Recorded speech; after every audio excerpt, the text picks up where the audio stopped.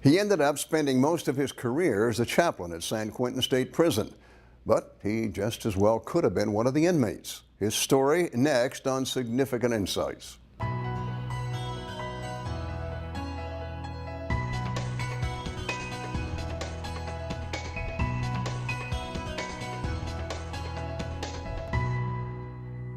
Hello, welcome to Significant Insights. Good to have you with us today.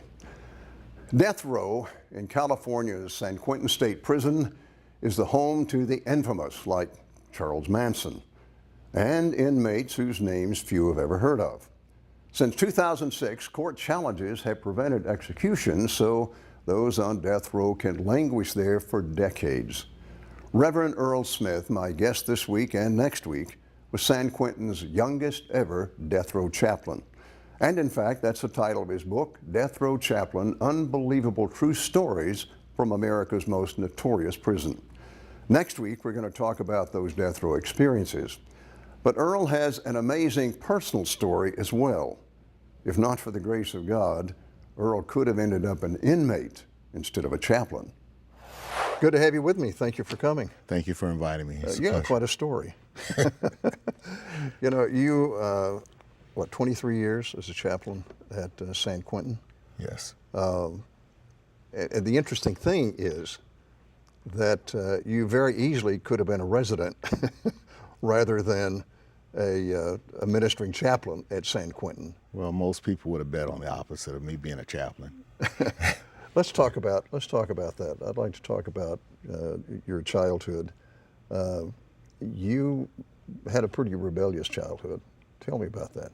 Well, when I was a young man, or when I was a boy, there were some things I didn't understand. I felt rejection from my mother, which in fact was not rejection, but as a boy, that's what you think, until you realize what tools she had in her toolbox. But because I felt rejection, my dad traveled, he worked 3 jobs. Many times I did what I wanted to do on the streets or wherever because I felt like I was more comfortable there than being at home. So a lot of it was probably more about feeling rejection. Or when you say you felt rejection by your mother, what does that mean? And you said that later you found out it really wasn't rejection. Well, I think what it means as a boy, as a young kid, you're trying to you measure everything by others. So if you see your friend and his mother is having a very good relationship where it seems like they're always happy together, and in my case, it was the opposite. My mother and I did not have a very good relationship. I remember I was turned 20 years old, and that was like one of the first times my mom and I actually did something together, just us. Did that rejection drive you to the street? Well, I was rebellious, but plus I was angry, and I wanted to seek power, and I wanted to feel respected. And so I was pretty good at the things I did. I was pretty good at being able to sell drugs. I was pretty good at being able to be violent. I was a really great thinker. I was able to plan things out if I was. So you would have been good at anything you did, because you had the basic intelligence. You had some of the natural skills to get attention. You ended up applying those in some negative ways. Right, but I tell people all the time when I'm dealing with gang members that I think were really successful at what they were doing. I tell them I want you to keep those tools, but let's try to channel those into being used for Jesus, because commitment, loyalty, straightforwardness, not being willing to give up, the drive, those are all part of what it takes to be successful as a gang member. And I think that's the same things we want from people as they accept Christ. We want them to be committed. We want them to be dedicated and loyal to what they've done. So what I did was I took the tools that I had from that lifestyle and changed it. Being involved in gangs, what was it you learned about drugs and drug dealing that you later then could apply at San Quentin, and the guys could look at you and say, hey, this guy's for real? Well, I'll tell you about drug dealing. If you really want to control an area and you're selling drugs, you give some away.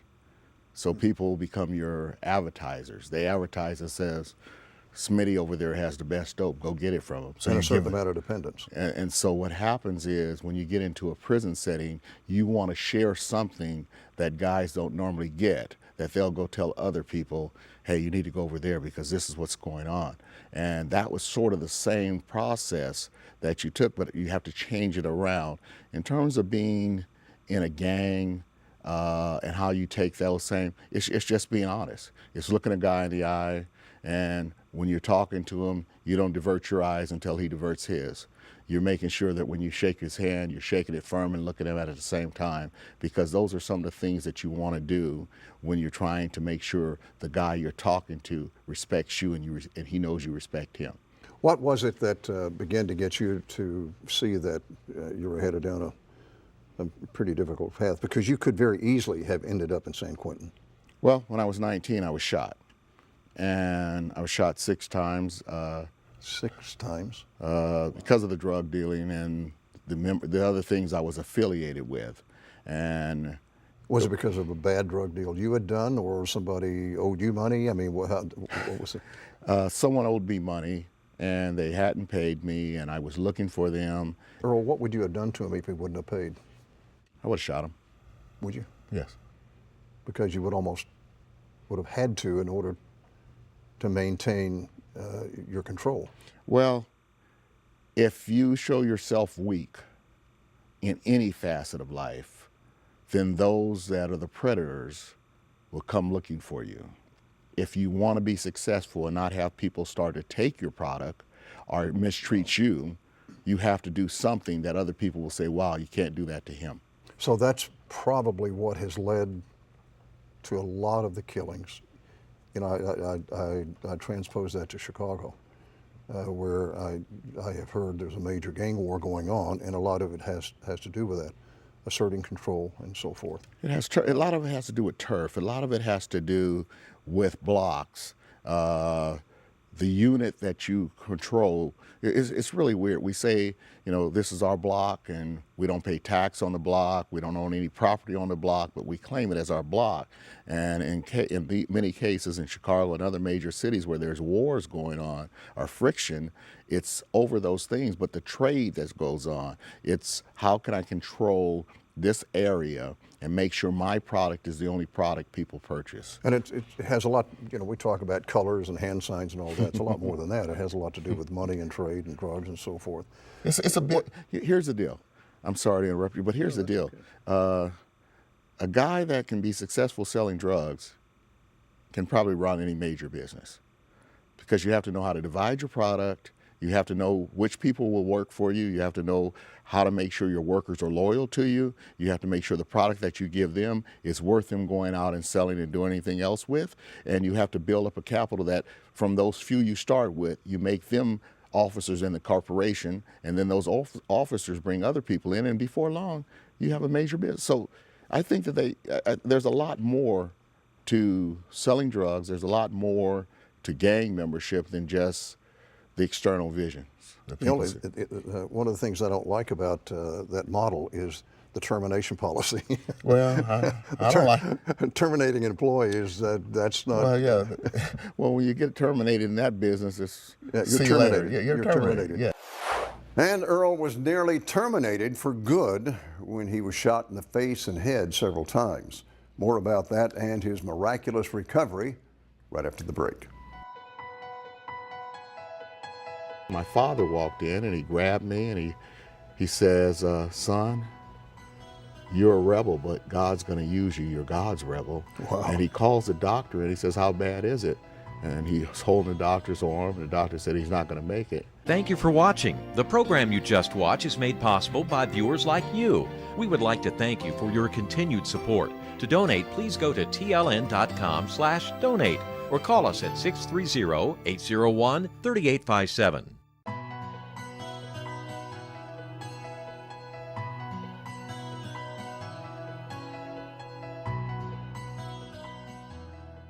Welcome back. Today, Reverend Earl Smith is my guest. He was the youngest ever chaplain at San Quentin State Prison, and for 23 years he ministered to the men on death row.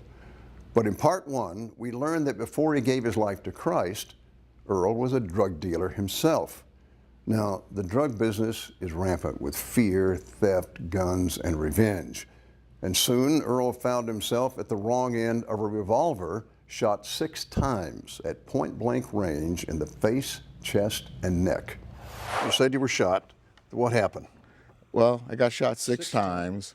Where? I got shot in my face, in my nose. Bullet landed here. Got shot in my face, my neck, my arm, my back a couple times.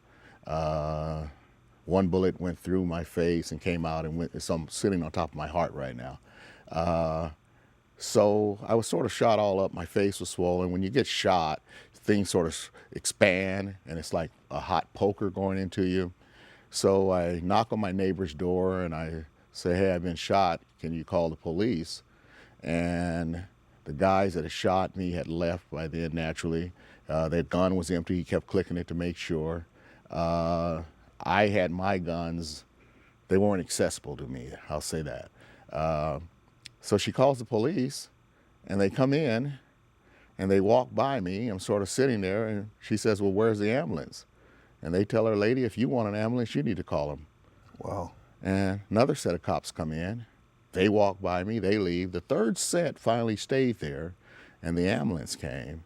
When I got to the hospital, Dr. James Morrissey was the emergency room doctor. In fact, I just saw him. I was in the hospital recently, and he happened to be at the hospital. And I introduced him to my wife and family. But so when I got there, he looked at me and he says, you're going to die, young man. You need to tell the police who did it. And I remember looking at him and laughing, thinking, he must not know who I am. He must not know the code. How can I? And in some way, in that warped thinking, you're going to die, but you still want to die with a good name. You still want to die without telling someone with a reputation.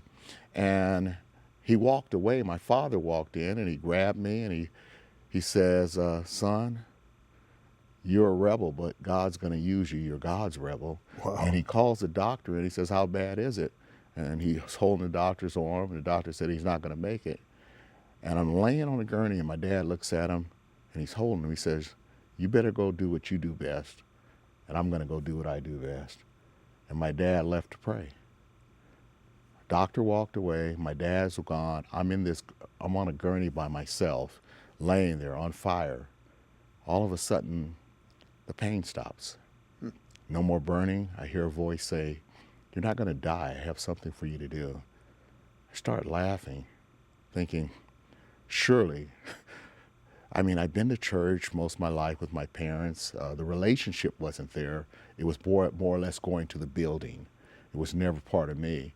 And I say to him, I'm listening. He says, you're going to be a chaplain at San Quentin. I'm really laughing now. Doctor comes back in. The Lord spoke to you and told you. The Lord spoke to me. He spoke to me in 1975 and told me I'd be a chaplain at San Quentin prison. When the doctor came back in, because he thought I was going to go into shock and I was dying, I said, if I tell you where the bullets are, will it help? He looked at me and says, no. I pointed at my nose, the bleeding stopped. I pointed at my neck, the bleeding stopped. And as I started pointing and telling where it was, the bleeding stopped. The only place that he had to suture me up was on my face. Everywhere else, the wounds closed up. 3 days later, I left out of that hospital knowing one thing. That's incredible. That what God had told me when I was laying on that gurney, it scared me. But you were a rebel when you went in on that gurney. You came out of that, you came off that gurney as a changed man? No, actually I came off the gurney angry, embarrassed, and trying to figure out how can I reestablish myself when everyone knows what happened to me. It was through a series of events. I had a friend that was a preacher, same age as I was, a youth, one of these young guys, 19 years old, he's preaching. And he comes by my house and he says, hey, I'm preaching tonight, I want you to go with me. And I said, okay, I'll meet you. He says, no, I'm gonna stay here and you're gonna go with me. I said, no, I'll meet you. What he didn't realize is I had found out where the guys were. And that was the night I was gonna get them. And I go to church with him and he preaches.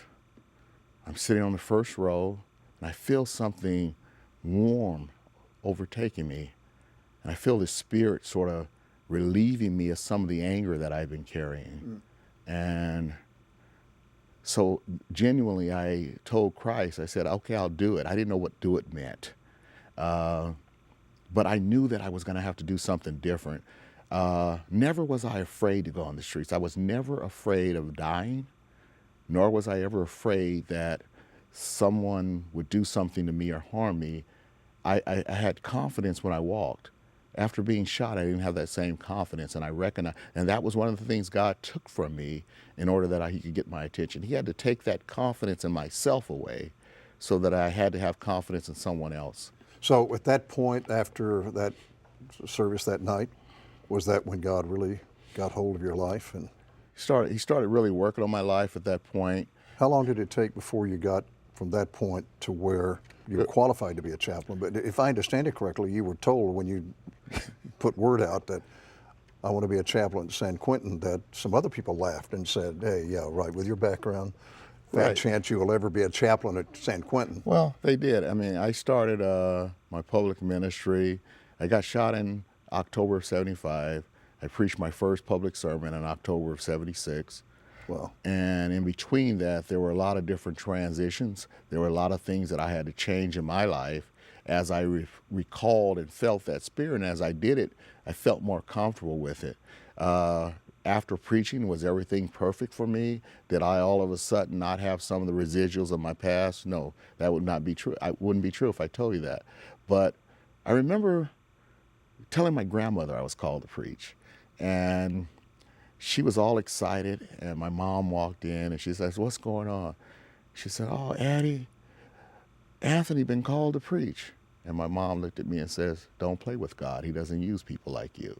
wow. And you wouldn't believe the motivation that's given me through the rest of my life, because the people that I ministered to were people like me. And I knew what God had done in my life, and said I couldn't get to San Quentin. I had a guy tell me, there's an opening at San Quentin. I don't know. And I said, okay. He said, well, you said you want to be a chaplain there. I said, yeah. He says, you should apply. I said, okay. We're in the Kiwanis Club together. He comes back a few weeks later. Hey, What were you doing at the time when you were there? I was working for the Boy Scouts. I was director of the Boy Scouts program in San Francisco and Oakland, inner city services. And so I'm in the Kiwanis. He comes back and he says a few weeks later, did you ever get that application? I said, no, not yet. He says, I didn't think so. Here, fill this out. So he gives me the application. I fill it out. A few weeks later, I get a letter from the state saying, Reverend Smith, we're sorry to inform you that you're not qualified for the job. I take the letter, I throw it away. I said, well, I guess that didn't mean anything. God quickened my spirit again and says, why did you throw that away? Call them and ask them what's wrong. I called them and I asked them, and they said, we're sorry, Reverend Smith, we sent you the wrong letter. You are qualified. Wow. So in between that period, what I learned is you can be angry and throw away a blessing because you haven't checked in with God to find out if it is a blessing. Yeah. So by taking that piece of paper that I balled up and opening it back up and making the call, that was really the test. Yeah. Not being shot. That was pass. It's what are you going to do now? How have you evolved? I'd gone away to college, I got my degree and all those other things, and now it was like, are you going to listen to God? And by getting that, I interviewed, and they told me, we're already promising a job to someone else. I said, okay, well, I want the experience. 5 months later, the guy they offered the job, they canceled the offer because he was on probation. They called me and asked me, was I interested in it? So never applied for any other position, any other prison, never interviewed in any other place. The only place that God told me I would be was San Quentin, and that's where I ended up. You can get Reverend Earl Smith's book, Death Row Chaplain, online wherever books are sold. Next week, we're going to continue our interview with Earl, and he's going to talk about what it was like ministering to death row inmates like Charles Manson and the victims' families as well. Vance Henry, Deputy Chief of Staff for Mayor Rahm Emmanuel, has final thoughts on the violence in Chicago right after the break. Today, as we think about the violence in our cities, particularly in the city of Chicago, where I live and serve and have lived for more than 50 years, we need light. TLN is a donor-supported station, and programs like you just watched are made possible by viewers like you. To donate, please go to tln.com/donate or call us at 630-801-3857.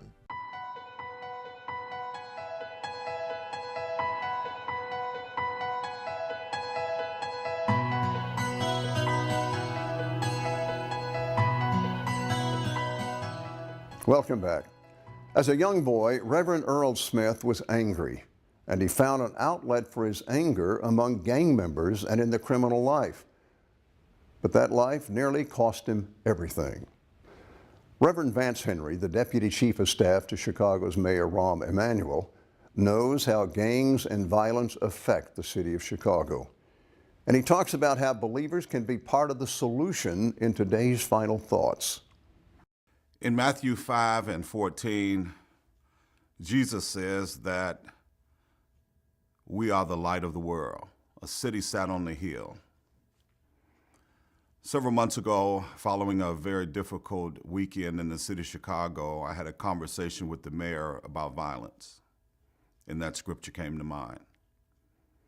In fact, the mayor said, Vance, I and the city need the church to come out and to share the light, the love, the warmth, and the power of the church that's on the inside, on the outside.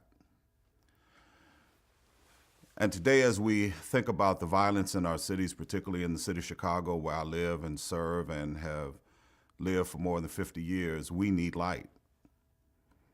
And I'm reminded of a story once when the lights went out in my neighborhood, and I was sitting with my grandmother who was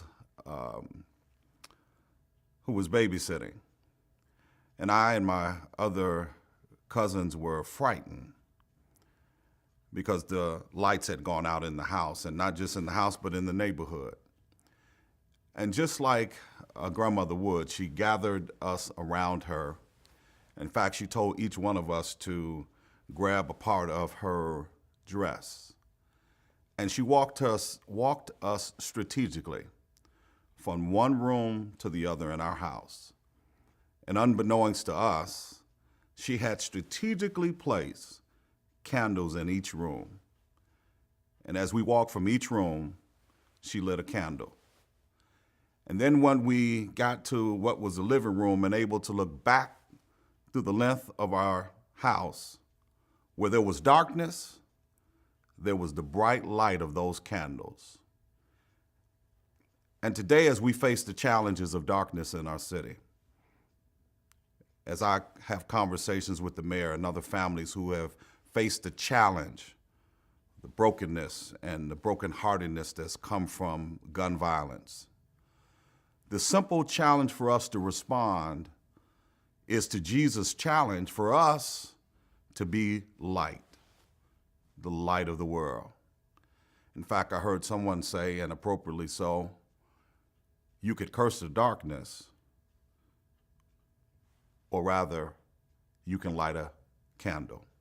And our challenge today is to do exactly what Jesus tells us in Matthew 5:14.